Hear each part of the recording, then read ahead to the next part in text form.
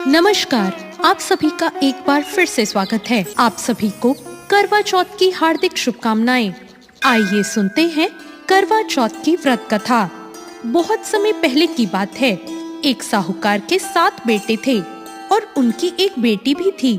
सभी सातों भाई अपनी बहन से बहुत प्यार करते थे, यहाँ तक कि वो उसे खाना खिलाए बिना खुद कभी नहीं खाते थे। एक बार उनकी बहन ससुराल से मायके आई हुई थी।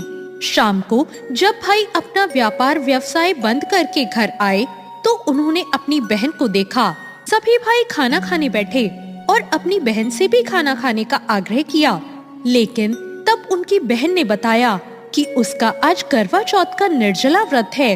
वो खाना सिर्फ चंद्रमा को अर्घ देकर ही खा सकती है। उसके भाई उससे बहुत प्रेम करते थे। उनसे अपनी बहन को भूख से व्याकुल देखा नहीं गया। उन्होंने एक उपाय सोचा।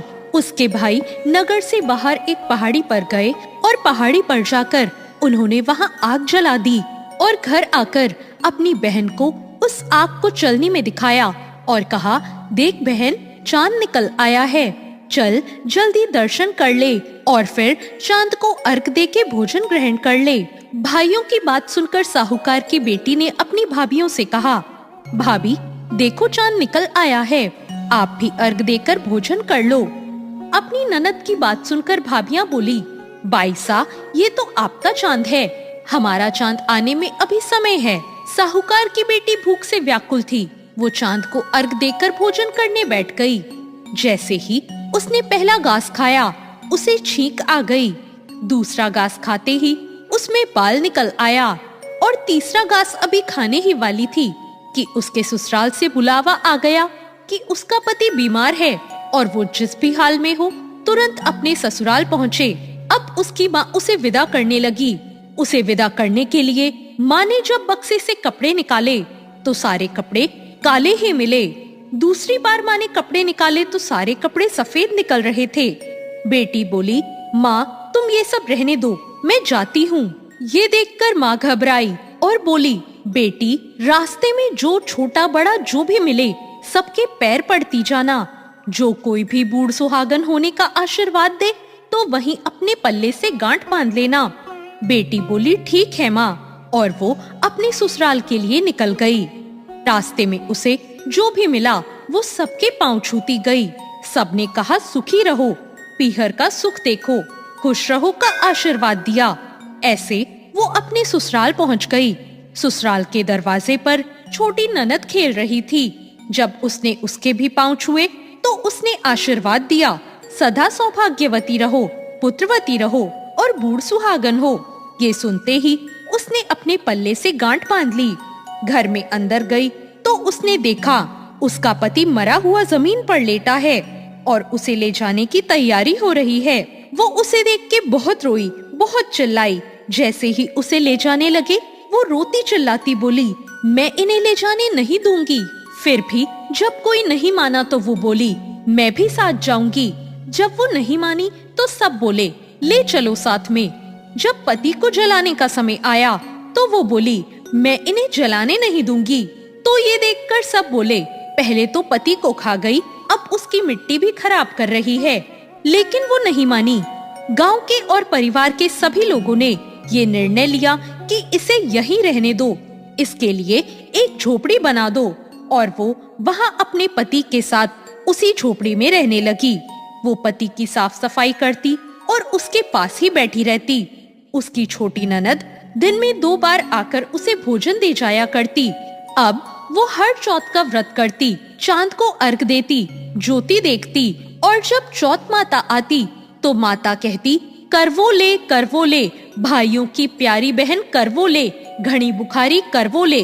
तो वो चौथ माता से अपने पति के प्राण मांगती, पर चौथ माता उसे ये कहती कि जब हमसे बड़ी चौथ आएगी तो उनसे मांग लेना। ऐसे एक एक करके सभी चौथ आई और सभी यही कहकर चली गई कि हमसे बड़ी से मांग लेना। और इसके बाद अश्विन की चौथ आई। वो बोली, तुझसे कार्तिक की चौथ यानी करवा चौथ माता नाराज है, वो ही तेरा सुहाग लौटाएंगी। तो ऐसा कर, करवा चौथ माता के लिए सारे श्रृंगार की तैयारी कर ले और जब वो आए तो तू उनके पैर मत छोड़ना। इसके बाद जब करवा चौथ आने वाली हुई तो उस लड़की ने अपनी छोटी ननद से पूरे श्रृंगार और सुहाग का सारा सामान मंगवाया और करवे भी मंगवाए। उसकी सास ने सोचा जो मांगती है दे आओ। साहूकार की बेटी ने करवा चौथ का व्रत रखा और चांद निकलने पर अर्घ दिया। चौथ माता की ज्योति करी और जब चौथ माता प्रकट हुई तो वो बोली, करवो ले भाइयों की प्यारी बहन करवो ले, दिन में चांद उगाने वाली करवो ले, घनी बुखारी करवो ले। तब उसने उनके पैर पकड़ लिए और उसने कहा, माता मेरा सुहाग वापस करो। चौथ माता बोली, तू तो बड़ी भूखी है, 7 भाइयों की प्यारी बहन है, तुझे सुहाग से क्या काम। तब वो बोली, नहीं माता, मैं आपके पैर तब तक नहीं छोड़ूंगी जब तक आप मेरा सुहाग वापस नहीं करती। चौथ माता बोली, अच्छा ठीक है, ऐसा कर, चूड़ी दे, बिंदी दे। और एक एक करके उन्होंने उससे 16 श्रृंगार का पूरा सामान मांगा। उसने माता को वो सारा एक एक करके दे दिया। माता ने कहा, लगता है तुझे कोई सिखा के गया है। उसने कहा, नहीं माता, ऐसा कुछ नहीं है। इसके बाद चौथ माता ने अपनी आंखों से काजल निकाला, नाखूनों से मेहंदी निकाली, मांग से सिंदूर निकाला और चिटकी उंगली का छींटा दिया। उसका पति जीवित हो गया और चौथ माता जाते जाते उसकी झोपड़ी पर लात मार गई, जिससे उसकी झोपड़ी एक महल में बदल गई। अब जब उसकी छोटी ननद खाना लेकर आई तो उसने देखा भाभी की झोपड़ी की जगह तो कोई महल खड़ा है, लेकिन उसने अपनी ननद को देख लिया। ननद को देखते ही उसके पास आई और बोली, देखो बाईसा, आपका भाई वापस आ गया है, घर जाओ और सासू जी से कहो गाजे बाजे के साथ हमें लेने आए।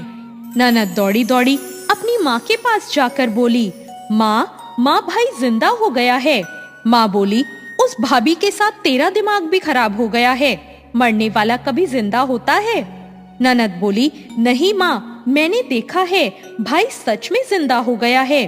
भाभी ने गाजे बाजे के साथ बुलाया है। सभी घर वाले गाजे बाजे के साथ अपने बेटे को लेने पहुँचे। बेटे को जिंदा देखकर सास बहू के पैर छूने लगी और बहू सास के पैर छूने लगी। बहू बोली, देखो माँ, आपका बेटा वापस आ गया। सास बोली, मैंने तो साल भर पहले ही इसे भेज दिया था, वो तो तू ही थी जो इसे वापस लेकर आई है। हे चौथ माता, जैसे साहूकार की बेटी के साथ पहले किया वैसे किसी के साथ मत करना, और जैसे बाद में उसे सुहाग दिया वैसे सबको देना। आप सभी पर चौथ माता की कृपा इसी तरह बनी रहे। जय चौथ माता। तो ये थी करवा चौथ की कथा। आपको ये कथा कैसी लगी कमेंट करके जरूर बताएं। साथ ही मेरे चैनल सब्सक्राइब करना ना भूलें। धन्यवाद।